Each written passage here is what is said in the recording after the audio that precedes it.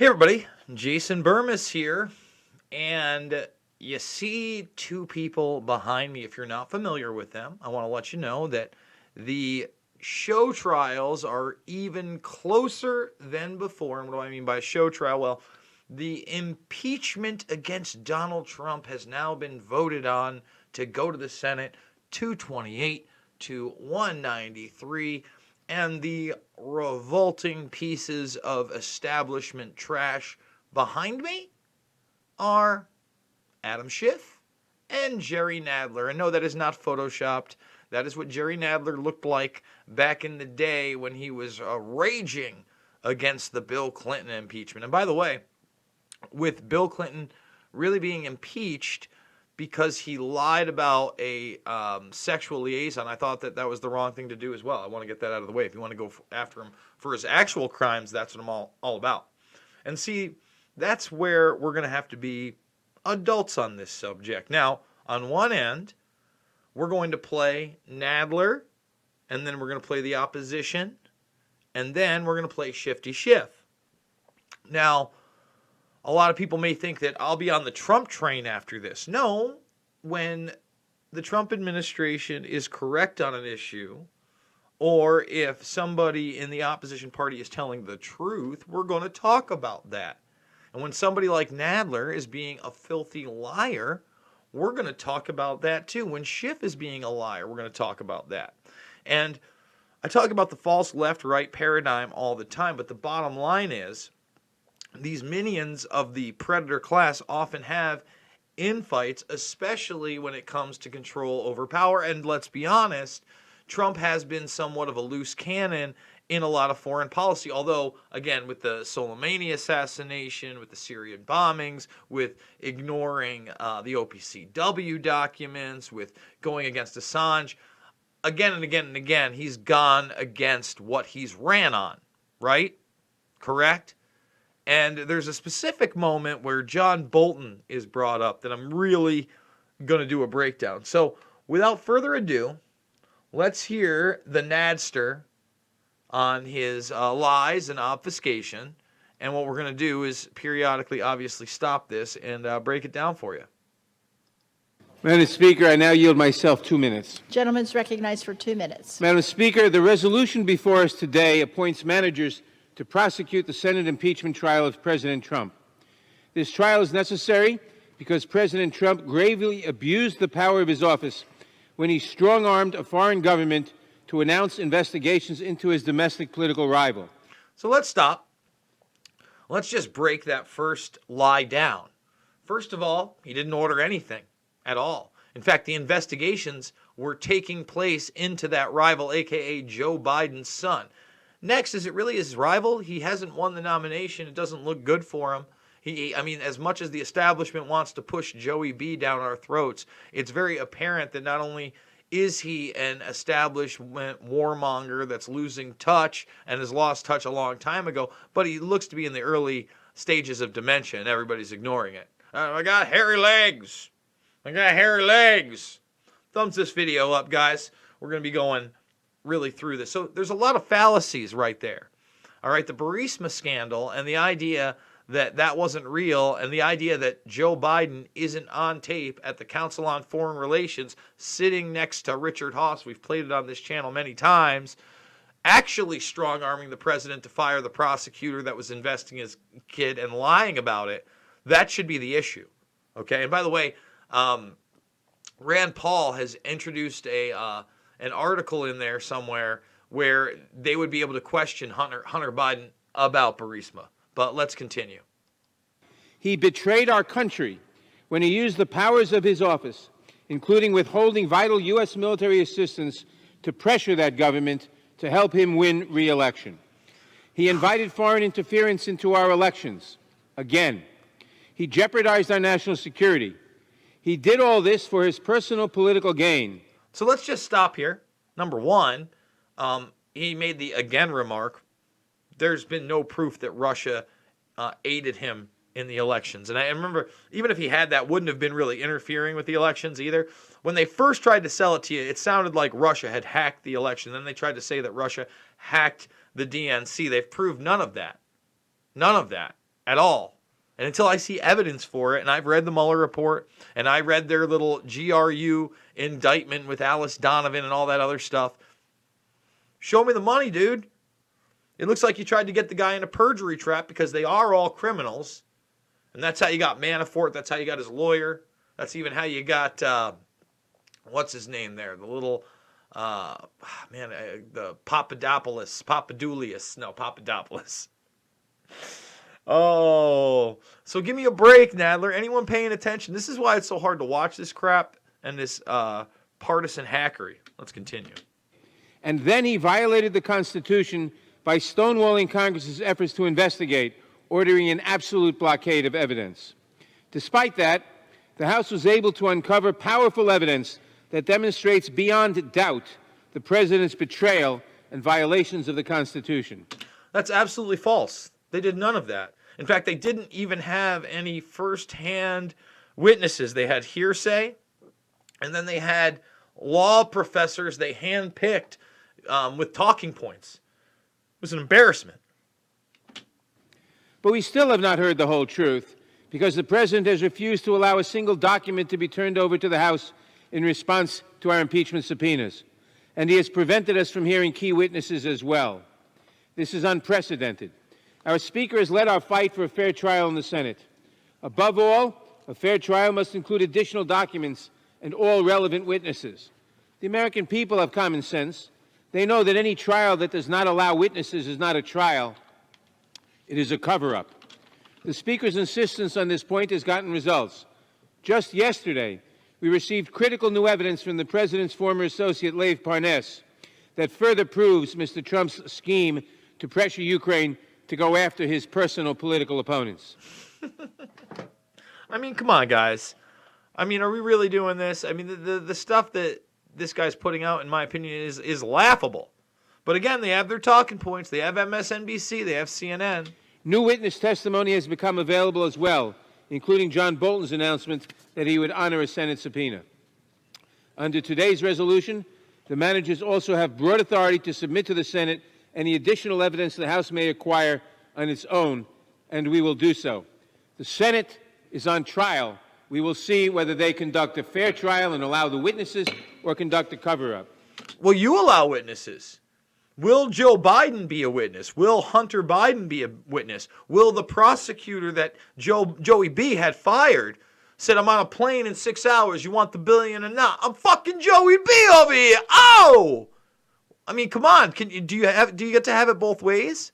I feel like you don't. Today's resolution is the next step in this serious and solemn constitutional process. I urge my colleagues to vote yes on the resolution. Gentleman from Georgia. Thank you, Madam Speaker. This impeachment process has been flawed from the outset. It resembles not a congressional action, it resembles more a Dr. Seuss book, knowing not which way it goes. On September 24th, the Speaker declared at a press conference the House was conducting an impeachment inquiry. However, to the contrary, to the Speaker's decree that we were all of a sudden in impeachment inquiry, the House did not authorize the impeachment inquiry until October 31st by adopting H.R. 660. Just weird. Just let's steamroll it through. It is just said just a moment ago that the Speaker has been leading the fight for a fair trial in the Senate. I wish the Speaker had been leading for a fair hearing in the House instead of trashing our rules. For those 71 out of 78 days from the time it was announced at a press conference to the time we finished, the President was not permitted to participate in these meetings. Think about that, 71 days out of 78 in which we actually did something on impeachment. No problems there. He was not presented the ability to cross-examine fact witnesses, present counter-arguments, no due process at all in those 71 days. When presented with the opportunity when it came to the Judiciary Committee, instead of the Judiciary Committee stepping up and actually acting like the Judiciary Committee of the Committee of Impeachment, we punted. We had some law professors who already had their basic talking points. He could have cross-examined them. That would have done a lot of good. And here's the thing, guys. Look, my YouTube channel now this is video 905. Out of those 905 videos, one video is censored. And it's that impeachment inquiry hearing with Louis Gohmert saying the magic word, Erica Caramello Bar, only not that, the supposed CIA whistleblower. I don't say it. I refuse to say it. I refuse to weigh in. It's locked private. And then the funny thing is, it went up for manual review. It got monetized. I can't share it. I've appealed it. I've heard nothing back. I don't expect to hear anything back. I think they're just going to lock it up. I think it was almost a month ago. Might have been maybe over a month ago at this point. YouTube doesn't care. They'll censor anything. That's a problem. Then we could have had witnesses of staffers who testified. Again, a lot of good. Where were the fact witnesses? Instead of the rubber stamp that we were warned about 20 years ago by the current chairman, we became the rubber stamp. Democrats repeatedly violated House rules and blatantly abused the rules. They even wrote in H. 660. Even to this day, we will pass this out in violation of H.S. 660. They used inflammatory rhetoric, haunting them because this is what they had to do. One Democrat said, I call for impeachment today because it's one heck of an emergency. Another said, we have a crime in progress. We have an emergency that our national election is going on right now. But my favorite in December, it's a crime spree in progress. Oh, the hyperbole just reeks in this room. When we understand this, you know, if it was such an emergency, if there was in lieu to finding a 911 call, then why did we hold this for almost a month? Let me tell you why I think they held it for over a month, okay? Well, I believe that they held it for over a month because they're hoping and praying they can stretch this out so that maybe they can get a new election and a new Senate in there. Rig some elections, change some minds, use some PR. I don't think it's a stunt where they were just trying to garner support. I think they're going to try to stretch this out lawyer by lawyer, and we may not see this impeachment trial for another 3 months. Think about that. Or maybe longer. Let's see. I have no idea. Well, we've been told that it's to help a Senate fair trial. Be damned, the House inappropriate process we had. But even though the process was bad, I'm going to go back and make sure the facts are, let's make sure the facts are here, because they still haven't changed. A phone call that was put out in a transcript in which no pressure was applied. There was no conditionality on anything given in that call or sense to do that. There was also nothing given by the Ukrainians to actually get this in. And let's say there was, and all that did happen, the opposite of what he just said, that's a policy decision. That's not an impeachable offense. Okay? Zbigniew Brzezinski said it, over the table and under the table arrangements. Money that was released, by the way, before it was actually a statutory deadline of September 31st. They did nothing. They got the money anyway. But the problem is they want the Senate to do their job for them. But that's not how it works. You see the Speaker, and what I've heard today, even from folks giving 1 minute, Madam Speaker, is that this is all they wanted. It was a political impeachment. They have said he is impeached for life. For life. This shows the true motivation, I believe, of the other side. It is their dislike for this president and the good work he is doing. So, Madam Speaker, before I reserve here for a moment, this has always been a political impeachment. Even today on the floor, the talk of the president being forever impeached and it's always being sustained forgets the Senate trial. I hope this ends, this political impeachment, and this body never sees it again. Wouldn't that be great? Gentleman reserves. Gentleman from New York. I now yield 1 minute to the distinguished chairman of the Intelligence Committee, gentleman from California, Mr. Schiff. Gentleman's recognized for 1 minute. And I want to pause it because I think I missed the John Bolton part. The important part on Bolton is this. Bolton could like flip on the president, right? And on the inside, they're talking about that, and they're going to use it as kind of their ace in the hole to make sure that Trump takes the type of military action they want in the Middle East. That's what this really is, guys. This is leverage against Trump's good motives for that military-industrial complex, that intelligence community that wants to invade that region, okay? Don't get me wrong, he's outwardly part of that as an ally to Israel, right? But there's still things that he doesn't understand, he doesn't grasp, and he doesn't have the time to because he's fighting this. And then on the inside of that, they go, well, you know, we wouldn't want Bolton to say this.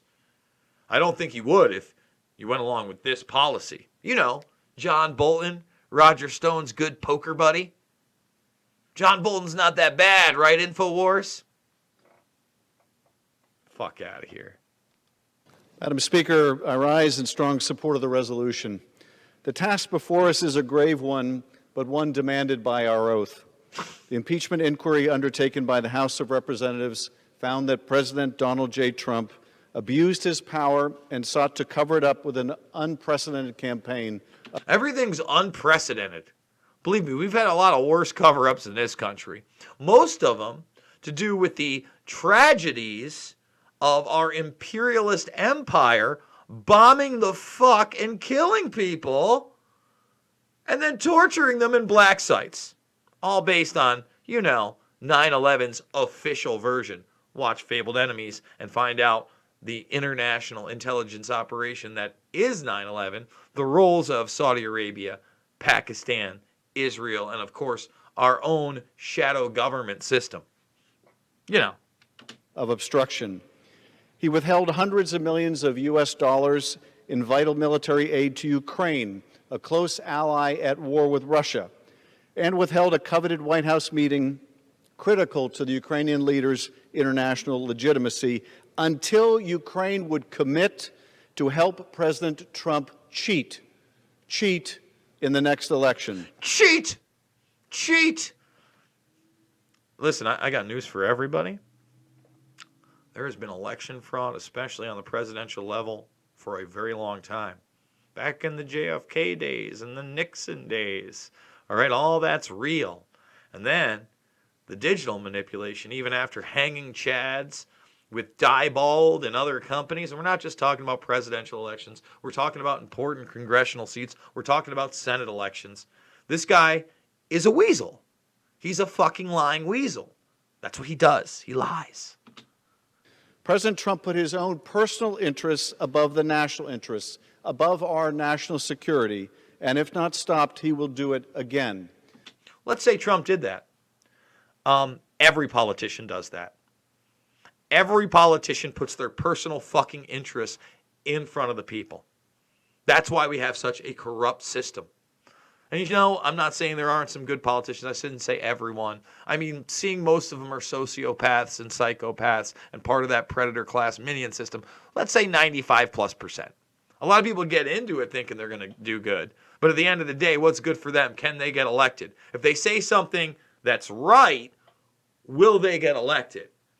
If they don't promote the lobbyist that's funding their campaign, do they get the cushy job afterwards, Mr. Schiff? For that reason, he was impeached.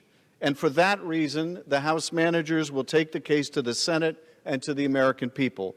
Because the appropriate remedy, indeed the only remedy, is the conviction and removal from office of President Donald Trump.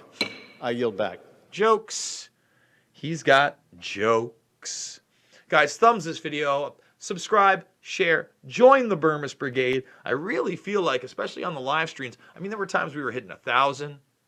There were times, the average was 300 to 500 easy. Now we're lucky to break like 100 to 400 depending. Even no matter how long I go, it's very odd. So please share this. The Reddit AMA, the Reddit Ask Me Anything, mainly on McGregor, but many other things. That is coming up on Friday on the conspiracy page, I believe.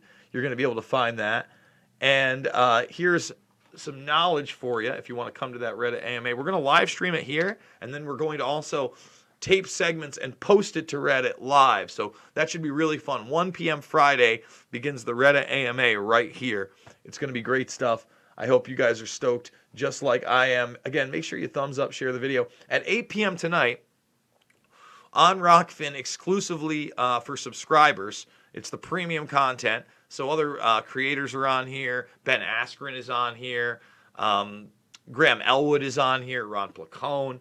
A lot of good stuff. But 5 days a week, I'm doing exclusive content. Today's exclusive content will be 8 p.m. The UFC press conference, live streaming that, and full-on commentary. So if you want to see that, that's at Rockfin. That's a way to support me.